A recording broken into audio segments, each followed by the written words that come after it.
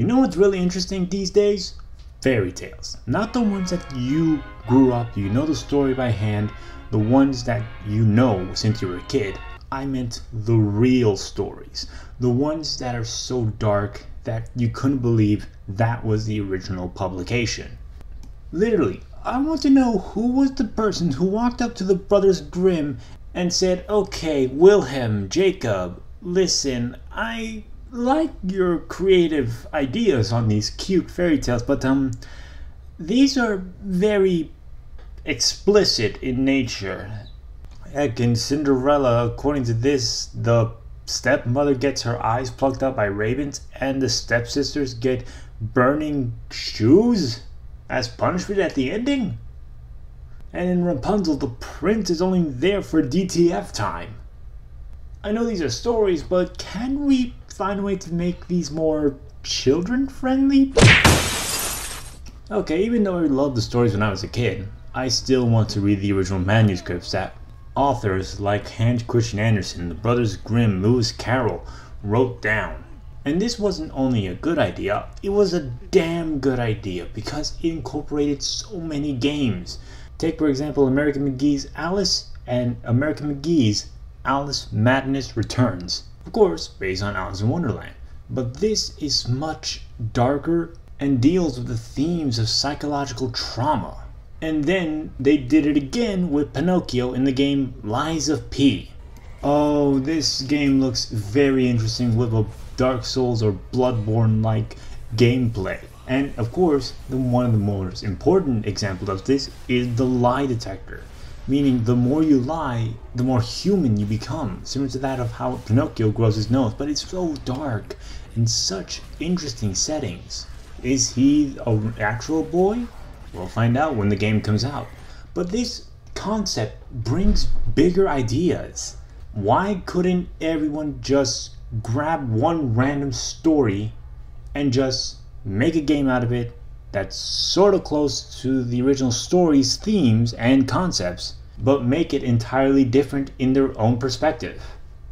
And for that, I think I can take a look at what stories to grab and see where it can fit into the world of video gaming and see if it can be something like Lies of P or Alice. And no, we're not going to count Wolves Among Us because that's a comic book. So, here are the top 5 fairy tales that could be used to make a dark video game. Number 5, Winnie the Pooh by E.H. Shepard. Winnie the Pooh, Winnie the Pooh, chubby little cubby all stuffed with fluff. He's Winnie the Pooh, Winnie the Pooh, willy-nilly silly old bear.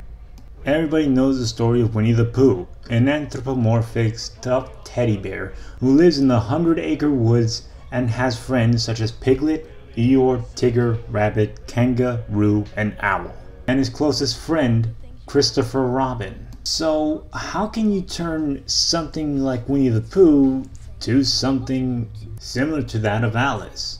Well, for one thing, Winnie the Pooh has entered the public domain, and basically it's been proven we can turn Winnie the Pooh dark since they're making a horror movie, Winnie the Pooh, Blood and Honey. So why not do something crazy when it comes to Winnie the Pooh? How about make a psychological action-adventure game where basically Christopher Robin is having night terrors about the Heffalumps and the Woozles, and it's up to Christopher Robin to save every one of his friends. Sounds pretty cool, and I would actually pay to get something like that. Number 4, Hansel and Gretel by the brothers Grimm.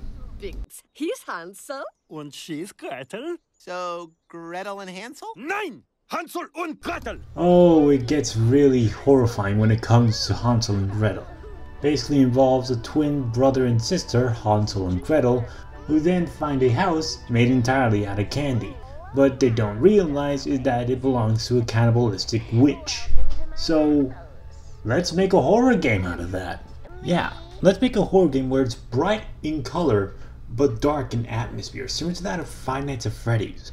And make the witch an intelligent enemy AI, similar to that of Alien Isolation. And believe me, I've seen so many times that people tried to run away from the alien and failed so hilariously bad. Still, when it comes to the atmosphere of Hansel and Gretel that the brothers Grimm has created, I feel like it would work so perfectly. Number 3, 1001 Nights. Various.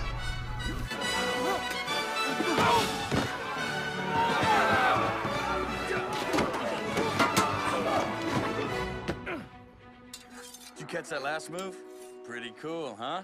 Also known as the Arabian Nights. They're basically a giant collection of Arabian stories that are iconic throughout the world. From Sinbad, Ali Baba, and of course, Aladdin.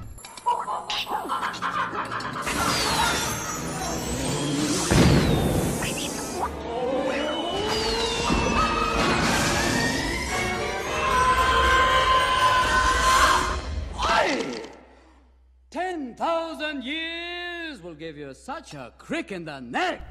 Basically, it would be a good idea to incorporate the ideas of the Arabian Nights into a video game. From flying carpets to genies and lamps. Basically, I want to see what they can pull off in something like an action-adventure game when it comes to the Arabian Nights. Believe me, Sonic already did it, so why not somebody else? Number 2, Puss in Boots. Giovanni Francesco Straparola. Now ye augur, pray for mercy from Puss in Boots.